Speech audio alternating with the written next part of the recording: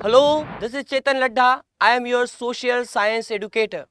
Student, today we are going to discuss about the topic of Subhash Chandra Bose.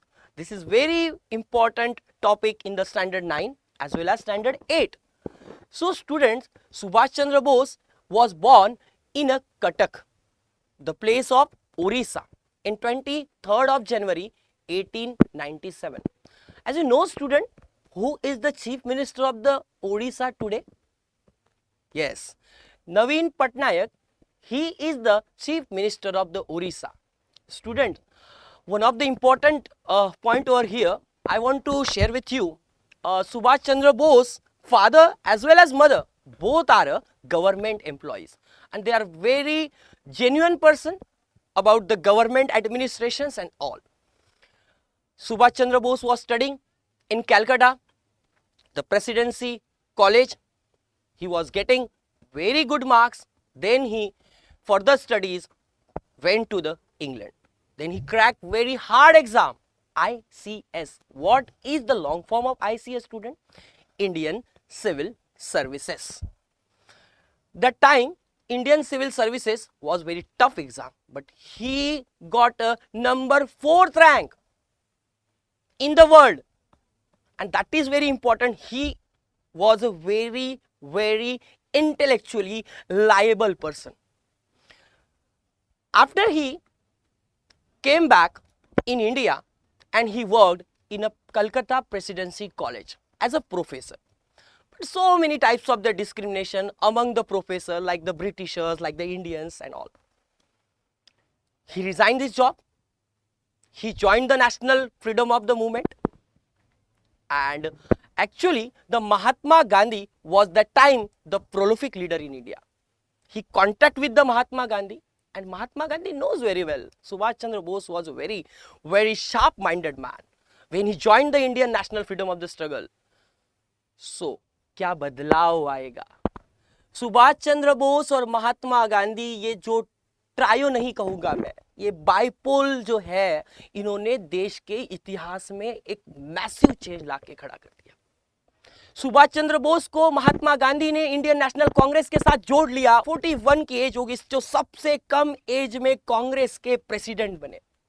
Congress के president बनाने के लिए सूरत, हीरापुर, जब उसे हीरापुर का नाम दिया जाता था, उस सूरत में इंडियन नेशनल कांग्रेस की कॉन्फ्रेंस हुई। सुभाष चंद्र, बात क्या थी?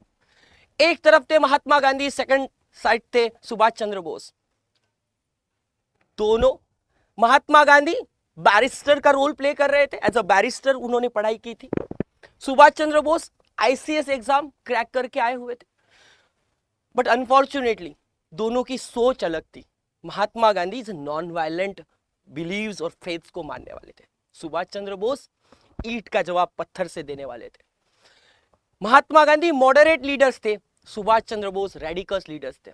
आने वाले समय में the differences of opinions among the Subhash Chandra Bose and the Mahatma Gandhi, and Subhash Chandra Bose left the party Indian National Congress. Subhash Chandra Bose रुके नहीं, भारत को आजादी दिलाने के लिए हर एक खून का कतरा अपने देश के लिए कुर्बान, ये बात सोचते हुए आगे निकले थे। उन्होंने अपनी खुद की पार्टी बनाई। He was establish the forward block party. 1923 से वो स्वराज पार्टी से भी जुड़े थे। कहा जाता है कि जब सिविल डिसओबीडियंस मूवमेंट को लीड किया जा रहा था, उसमें सबसे इंपॉर्टेंट रोल जब किसी का होगा तो वो था सुभाष चंद्र बोस का। सुभाष चंद्र बोस के बारे में यहां तक भी कहा जाता है, सुभाष चंद्र बोस किसी भी पर्सन को अपने बातों से कन्विंस कर लेते थे। यही स्पेशलिटीज होती है एक आईसीएस ऑफिसर्स की। यूथ में बहुत फेमस थे, बिकॉज वो खुद यूथ है। आपको शायद आप पीपीटी देखते होंगे तब आपको दो लीडर्स दिखाई देंगे। एक साइड होगे सुभाष चंद्र बोस, मेरे लेफ्ट हैंड साइड आप देखोगे, राइट हैंड साइड आप देखोगे जवाहरलाल नेहरू। दोनों प्रोलिफिक लीडर्स, एक ऑक्सफोर्ड में पढ़े हुए और एक इंग्लैंड में पढ़े हुए। दोनों का एक कॉम्बो साथ में चल रहा था और देश को आजादी के लिए अपनी पूरी जान झोंक देने के लिए ये सब लोग तैयार थे। आगे हुआ क्या? सुभाष चंद्र बोस को इंडियन डिफेंस एक्ट के अकॉर्डिंग अरेस्ट किया गया। और अरेस्ट किया कहां पे? उनके खुद के ही घर में, at the residential place. Unto the death fasting पे चले गए और उसी ड्यूरिंग द टाइम उनकी हेल्थ बहुत डिटोरेटिंग थी, बहुत ही खराब हो गई थी। आप देख रहे होंगे सोए हुए सुभाष चंद्र बोस। ब्रिटिशर्स को पता था अगर इस इंसान को अरेस्ट ना करे तो आजादी लेने के लिए ज्यादा समय नहीं लगेगा, हमें देश से भागना पड़ेगा। और सुभाष चंद्र बोस ने वहां से अपनी यात्रा शुरू की। ब्रिटिशर्स के टाइट सिक्योरिटी से सुभाष चंद्र बोस निकल गए। सुभाष चंद्र बोस कलकत्ता थे, कलकत्ता से सुभाष चंद्र बोस पेशावर गए, जो पेशावर आज पाकिस्तान का हिस्सा है, तब वो इंडिया का हिस्सा था। पेशावर से काबुल गए, जो आज अफगानिस्तान का हिस्सा है, वो भी इंडिया का हिस्सा था। वहां से ईरान गए, ईरान से रशिया गए, और लास्ट में जाके वो पहुंचे जर्मनी, बर्लिन में। बर्लिन में रेडियो से उन्होंने, radio is the medium of the mass of communication, उन्हें पता था। उन्होंने अपने लोगों को, इंडियंस लोगों को, जहां जहां रहते हैं उन लोगों को एक मैसेज पास किया, we are fighting against we were fighting against the British empire. और किया क्या, आगे जाके उनकी मुलाकात होती है दुनिया का सबसे खतरनाक person, he was a very very dangerous man, जिसने नाजी पार्टी का एस्टेब्लिशमेंट किया। नाम सबको पता ही होगा, हिटलर। हिटलर से मिलते हैं और डिस्कस करते हैं detail about the independence of India. अब आपके पास सवाल होगा कि क्यों हिटलर को मिलने गए, क्या जरूरत थी हिटलर से मिलने की? हिटलर को तो सारी दुनिया विलन मानती थी। What was the basic reason behind that? क्या सुभाष चंद्र बोस ने रात में सपना देखा और सुबह निकल गए? नहीं, बिल्कुल नहीं। सेकेंड वर्ल्ड वॉर जब चल रहा था, सेकेंड वर्ल्ड वॉर में जर्मनी ब्रिटिशर्स के अगेंस्ट थी।